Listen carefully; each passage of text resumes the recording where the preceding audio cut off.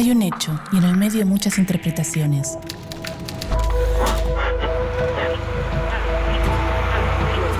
En la calle, en el auto, en la casa, el bar, el trabajo.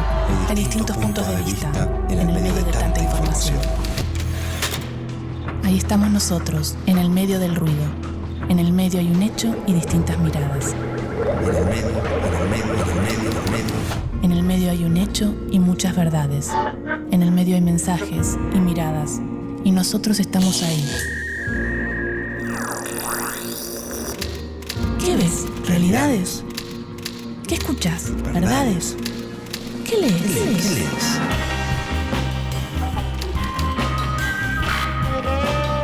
En el medio de las noticias, en el medio de la vida, en el medio de la verdad, en el medio estamos nosotros, aturdidos, confundidos. Ahí estamos nosotros, en el medio de los medios.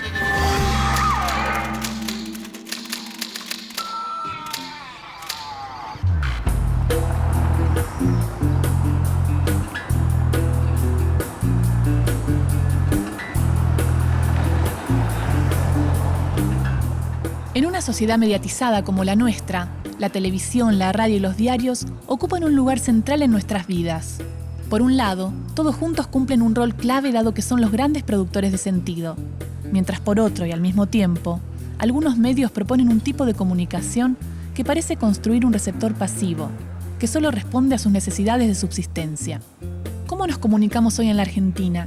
¿Y cuáles son los procesos comunicacionales necesarios para una convivencia más democrática entre emisor y receptor? Nos comunicamos bastante mal, en verdad, porque no siempre la idea de comunicación o la conciencia de la comunicación está presente. La idea de comunicación, o si nos comunicamos, está como atravesada por unas cuantas variables. Primero, la necesidad urgente de expresarnos. Y por otro lado, las realidades, donde son muy pocos y muy concentrados los que pueden emitir y que lo suyo vaya alrededor, a lo largo y ancho del planeta. ¿Cómo nos comunicamos? ¿Cómo podemos? Me parece que la historia de la humanidad es tratar de comunicarse de formas, en general, que son mutantes, digamos, son creativas, depende de la época, de las circunstancias, digamos. Lo que sí hay últimamente, en cuanto a la comunicación, son nuevas herramientas que básicamente están ligadas a la explosión de lo que son las redes sociales y básicamente Internet. Pero en líneas generales, hoy, pese a todas estas herramientas, hay una suerte de ficción de la comunicación. La gente cree que se comunica, pero en realidad la gente lo que hace es exhibirse, mostrarse. Nos comunicamos de una enorme diversidad de maneras.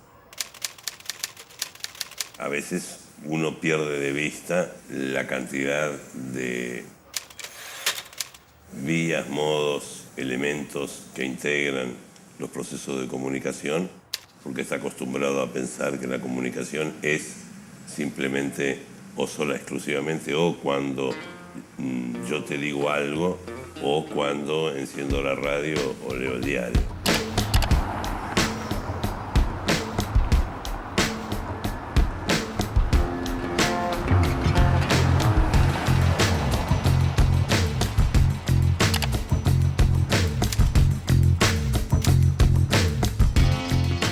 ¿Cuál es la mirada académica sobre los procesos que rigen nuestra comunicación? ¿Y cómo analiza un profesional las causas profundas de la desigual relación entre el receptor y el emisor en nuestra sociedad? Vamos a hacer un recorrido por algunas de las teorías que se han utilizado a lo largo de los años en la comunicación. La más común es una que tiene al emisor por un lado y al receptor por el otro, pero lo que propone ese esquema, que tiene como inconveniente para pensarlo hoy, es que hay un receptor libre de recibir información, que no tiene ningún tipo de condicionamiento y que puede recibir todo lo que se emite desde un lugar de absoluta libertad. En realidad se acerca un poco más a lo que luego fue pasando y pasa en la actualidad, La idea de ver a un emisor que no es que tiene un receptor, sino que construye un destinatario, es decir, arma casi a su imagen y semejanza lo que ese emisor va a emitir. Ha aparecido la comunicación al instante, global. Es decir, la gente comunica entre sí sin la mediación de maestros, profesores, periodistas, intelectuales. Cada vez más, además, se entra en Facebook, en cualquiera de los sistemas que están apareciendo. Seguramente van a aparecer muchísimos más. Entonces, evidentemente, esto provoca una serie de perspectivas, por un lado, muy positivas, y por el otro lado, un momento de transición que genera una enorme confusión.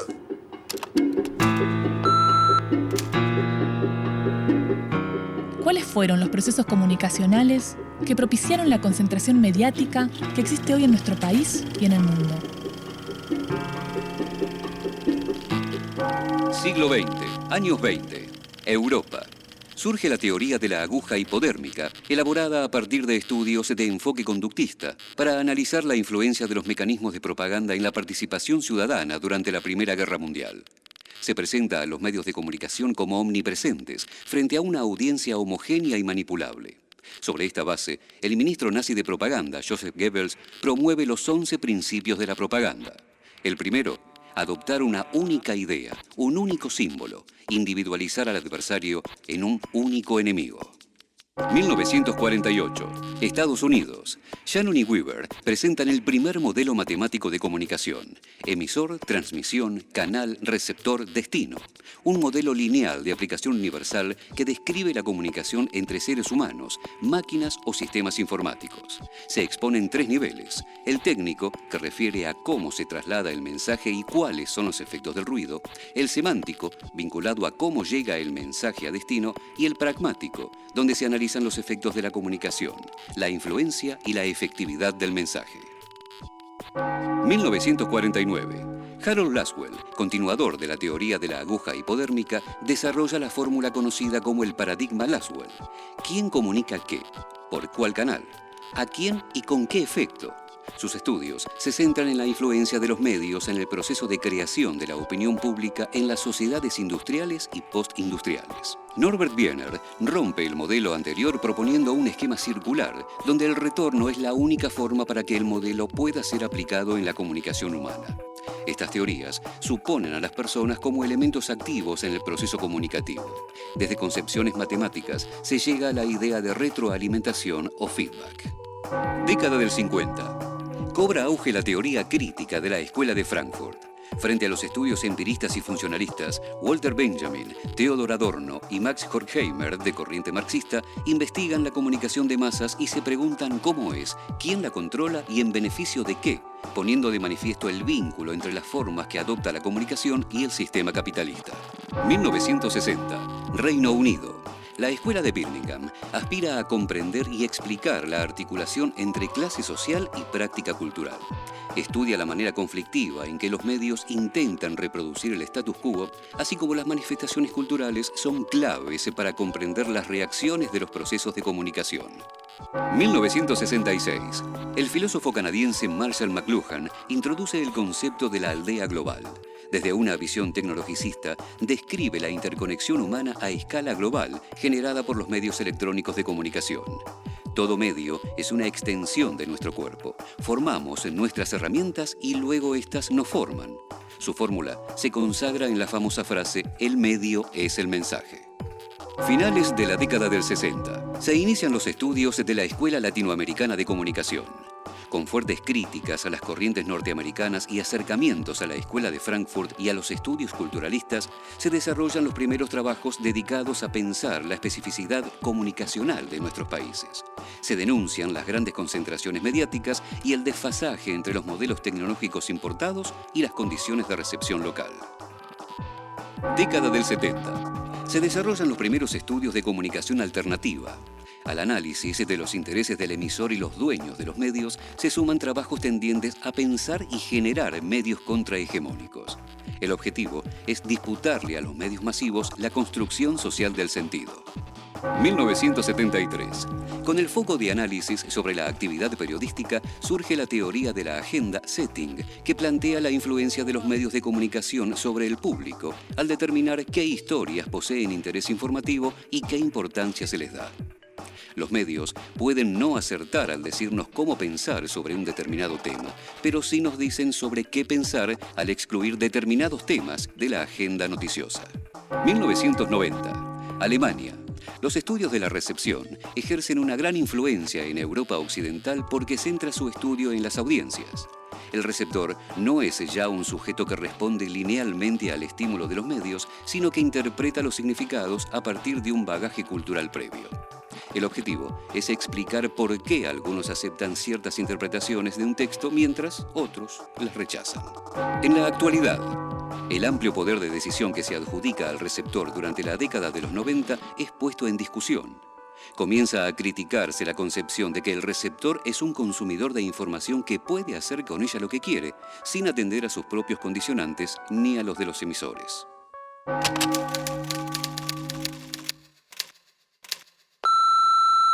Los modelos de comunicación que se nos proponen a través de los medios, en verdad, tienen algo de falsedad a mi modo de ver, sobre todo en relación con la palabra participación.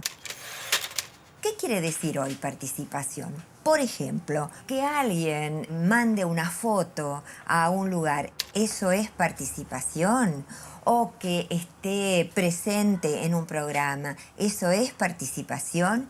En verdad, podríamos tener un poquito más de ambición. Por ejemplo, tendríamos que pensar que participación es también estar en las decisiones.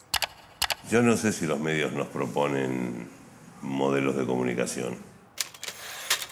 Me parece que lo que hacen es tratar de producir entretenimiento con lo que esté al alcance y, eso sí, que sea clarito y sencillo para todos.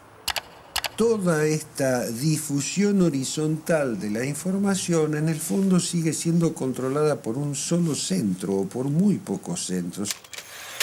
Hay una gran concentración en la cabeza, en la parte emisora y organizadora de la comunicación. La fragmentación y la horizontalidad de esa fragmentación hace que cualquiera en Internet pueda poner cualquier cosa de cualquier persona y necesariamente eso pasa a ser cierto, verosímil y sostenido por un soporte en este caso. Soporte que tiene, en líneas generales y un poco también por el hiperconsumo, un muy buen marketing. Porque si lo leíste en el Google y aparte en una Mac o en una Palm o en lo que sea, digamos, miércoles lo leíste en un lugar que es muy masivo. Quizá yo en eso todavía respeto y tengo mucho respeto por los soportes más clásicos, como el diario, como el papel.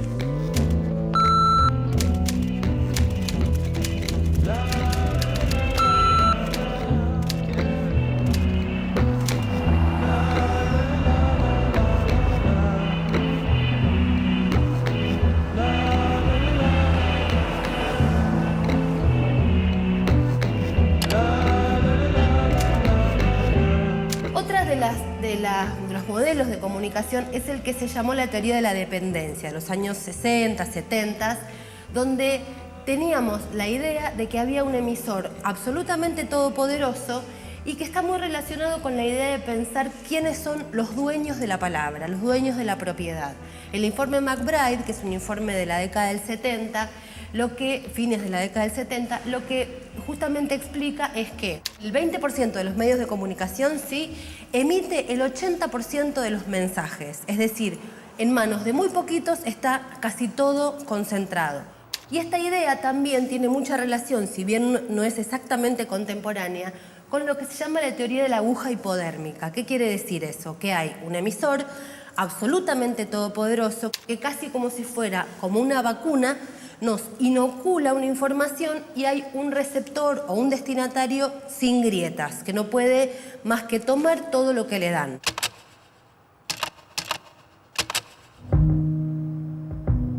En 1980, en Belgrado, capital de la ex Yugoslavia, una comisión de investigadores presentó a la UNESCO el informe con el resultado de un intenso debate sobre el nuevo orden mundial de la información y la comunicación.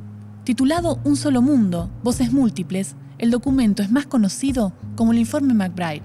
3 años antes, la UNESCO le había encargado al Premio Nobel de la Paz, John McBride, abogado irlandés de derechos humanos, presidir una comisión para investigar el mapa global de medios de comunicación. El informe McBride fue el primer pronunciamiento oficial realizado desde un organismo internacional que denunció los desequilibrios respecto de la producción y circulación de la información y de la comunicación a nivel mundial.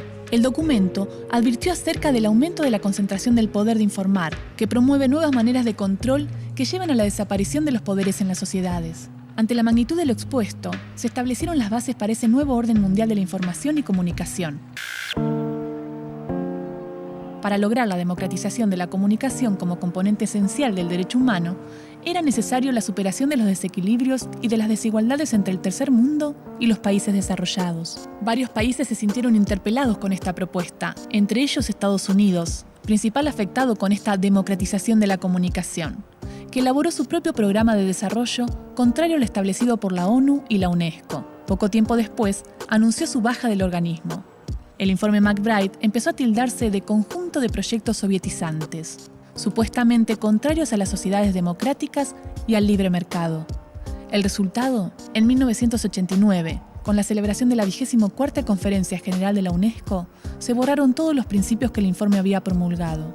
Tras esta determinación, el organismo internacional volvió a adoptar un punto de vista que había favorecido siempre a Estados Unidos y a los países desarrollados, lo que provocó un aumento exponencial en la concentración del poder comunicativo. Hoy, las grandes transnacionales dominan el flujo de noticias y el negocio publicitario. Empresas de 5 países controlan el 90% de la producción de bienes y servicios informativos. El grupo lo encabezan las corporaciones norteamericanas.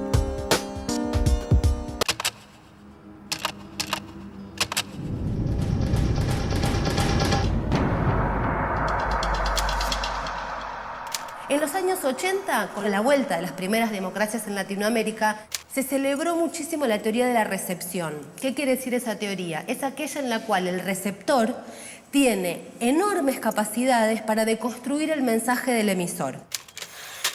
Y se da un esquema, o se propone en esta teoría, un esquema con una especie de doble vía. Un emisor que emite mensajes y un receptor que los recibe y puede también emitir mensajes, es decir, la verdadera idea de la comunicación. ¿Qué es la comunicación? Una avenida de doble vía, ¿no? Alguien que emite y otro que puede contestarle. Claro, lo que a veces tenemos que pensar es que las ofertas de todos los canales dicen casi lo mismo, sobre todo si volvemos a pensar también cómo es el esquema de propiedad de los medios de comunicación.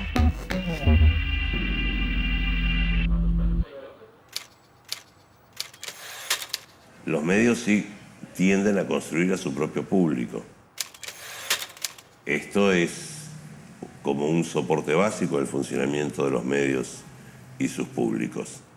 Pero construir su propio público significa una suerte de contrato de expectativas recíprocas. Me parece que lo que hacen es establecer una relación de identificación, casi afectiva, diría, entre las audiencias y el medio.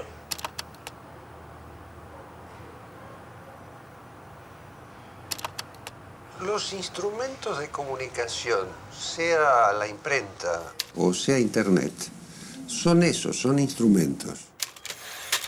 Son instrumentos que manejan algunas personas o grupos o empresas o estados o gobiernos y que también accesoriamente manejan ciudadanos. Siempre ha sido así. Son instrumentos. Los fenómenos son fenómenos, o sea, después te puede gustar más o menos, pero evidentemente son cosas que suceden. Yo tomo Internet más que nada como una especie de símbolo de época. Igual yo creo que hay, insisto en esto, una especie de fantasía de hiperoferta que en realidad no es tal. No necesariamente más bocas o más redes garantizan mayor pluralismo, mayor ideas en juego. Yo no sé si este es el mejor momento de la comunicación humana.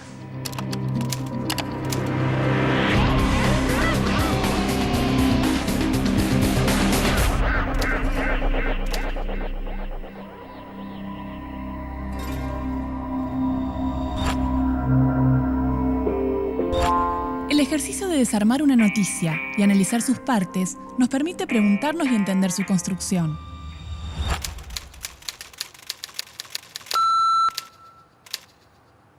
Comunicar en el siglo XXI no es simplemente expresar una idea o decirla a través de la palabra. Nuestras voces son gotas de agua en un mar de 6.500 millones de habitantes.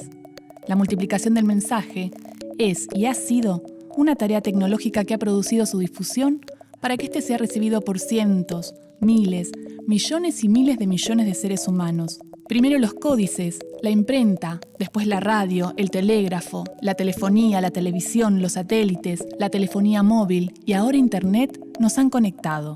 En el medio de esta red, ¿quién maneja esa conexión? Esta es la cuestión crucial que se marca en el libro Los dueños de la palabra, un trabajo de Martín Becerra y Guillermo Mastrini. Los autores advierten que los grupos de comunicación aceleraron los procesos de concentración infocomunicacional en la región latinoamericana desde hace casi 2 décadas. A tal punto que los principales grupos son los dueños de las unidades de producción, almacenamiento y comercialización y distribución de más del 80% de los contenidos que reciben los ciudadanos. Son los dueños de la palabra. Estos grupos, por un lado, provienen de las telecomunicaciones, Telefónica de España y Telmex de México. Por otro lado, los que nacieron como medios de comunicación tradicionales, Televisa de México o Globo de Brasil, el Grupo Cisneros de Venezuela, o la prensa escrita, como el Grupo Clarín y el Grupo Vila Manzano en Argentina, el Grupo Prisa de España y Edwards Mercurio de Chile.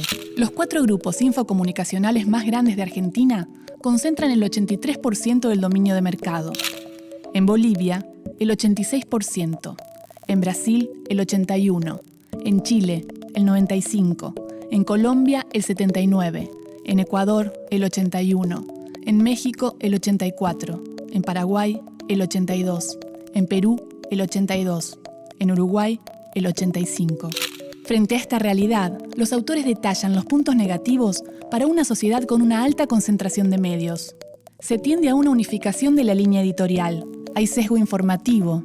Se vinculan negocios del espectáculo, del deporte, de la economía en general y de la política con áreas informativas, lo que produce repercusiones que alteran la pretendida autonomía de los medios. Otro impacto es la centralización geográfica de la producción de contenidos.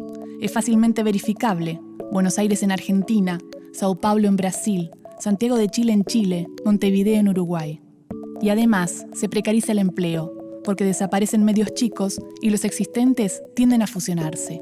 Al apelar a la autorregulación de los grupos mediáticos, que ha fracasado donde se intentó, se revela la incapacidad demostrada en casi todos los países de la región para establecer reglas ecuánimes en el sector infocomunicacional. El poeta Blas Otero decía: "Me queda la palabra", que es el concepto más poderoso de nuestra especie. Ahora, en América Latina, ¿nos queda la palabra?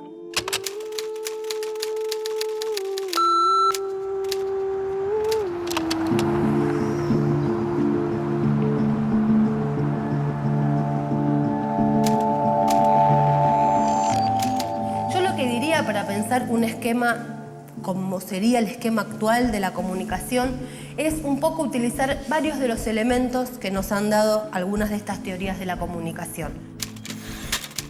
Tenemos un emisor que sigue siendo en el mundo absolutamente poderoso respecto de cómo son los receptores o destinatarios. ¿En qué sentido? Que se mantiene lamentablemente este esquema de el 20% de la información es la que nos brinda lo que conocemos al 80% de las personas en el mundo. Es decir, sigue estando concentrado en muy pocas manos. Y acá, entonces, nos damos cuenta que muchas veces la recepción de la información no es sinónimo de conocimiento. Podemos recibir muchísima información y al mismo tiempo desconocer quizá más que nunca. La pregunta de cómo se crea una relación menos desigual entre emisor y receptor a mí me remite a pensar en una relación menos desigual entre clases y sectores sociales en la sociedad primero. No puedo dejar de hacer esta aclaración.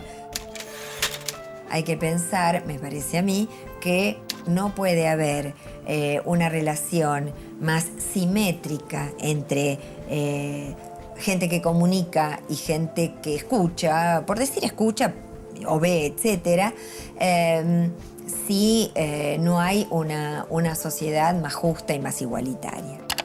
La democratización de la información es fundamental para la sociedad porque, sobre todo hoy, los ciudadanos prácticamente hacen su vida con la información que reciben. Es decir, Los medios de comunicación no son más que el reflejo de las exigencias de una sociedad. Si una sociedad no tolera ciertas cosas, los medios de comunicación no pueden hacerlas. Así de simple es. Yo creo que todos vamos a hacer en un momento, y de hecho toda la conferencia tecnológica va a eso, emisores y destinatarios. Lo que hay que elevar es de alguna manera el nivel, digamos, el contenido de esas audiencias y de esas ofertas que hay. La verdad, y siempre sigue siendo la llave, es la educación. No hay forma, no hay tecnología que por sí misma pueda producir mejores sociedades, ni mejores emisores, ni mejores destinatarios. Digamos. Es la educación. Sigue siendo la escuela, y sigue siendo la escuela fuertemente articulada con estas nuevas tecnologías, fuertemente articuladas con la política. No con la política en abstracto, con la política real. Las sociedades necesitan más políticas, hay que politizar más a las sociedades. Y también hay que darle mayores recursos, pero no solamente económicos, recursos técnicos, teóricos, para que puedan abordar esto que cada vez se pone más complejo. Una sociedad más democrática en términos comunicacionales sería una sociedad con mucho menor discriminación, mucha menor extrañeza, con muchos menos estigmas, porque hay líneas sobre las cuales funcionamos todos los días. Si yo voy caminando a la madrugada por un lugar, una calle oscura, con el discurso de inseguridad y demás, y veo una persona rubia, de ojos claros, vestido de marín de los Estados Unidos, pareciera que esa persona a mí nunca me puede hacer daño, porque las películas, la industria y el mensaje que dan los medios de comunicación me dicen que esa persona está ahí para salvarme. Esa construcción que está instalada, si nosotros tuviéramos más perspectivas, podríamos ser una sociedad mucho menos estigmatizadora y podríamos aceptarnos todos con las miradas de todos.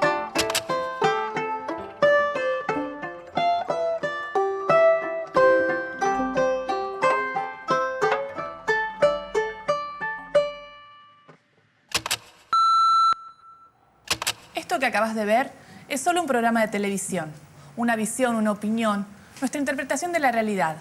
Es nuestra verdad, pero no es la única. Hay distintas miradas sobre los hechos. Nosotros elegimos qué contarte y cómo. Seleccionamos imágenes y testimonios, como los medios de comunicación, que de un hecho construyen la noticia. Los medios eligen qué contarte y son responsables de lo que dicen, como nosotros somos los responsables de lo que dijimos en este programa.